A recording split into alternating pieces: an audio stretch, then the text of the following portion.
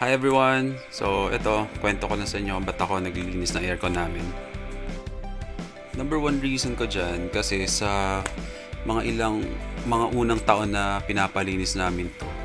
Syempre, dahil nasa kwarto namin, maraming gamit na pwede mawala, hindi mo naman pwede mapagkatiwalaan basta-basta yung mga naglilinis.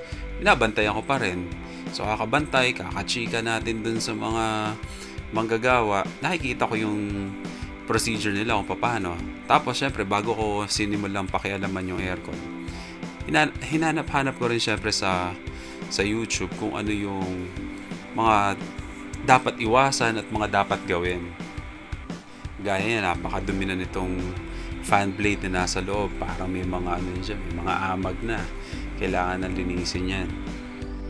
Hindi ka kasi makakatipid din sa oras kung kukuha ka ng maglilinis kasi ngayon nababantayan mo pa.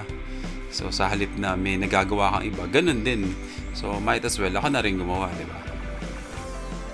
Saka syempre sayang din yung mga power tools natin na binili natin kung sa isang bagay na natin gagamitin, di ba? Iniwan itong pressure washer sa sasakyan na lang ginagamit.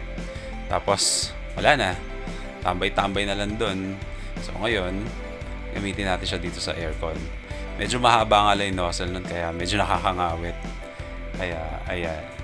Pero kung titiis-tiis lang makagawa naman yan. Ang dapat mo lang talaga ingatan dyan yung huwag kang makuryente at huwag mo masira yung unit natin, di ba?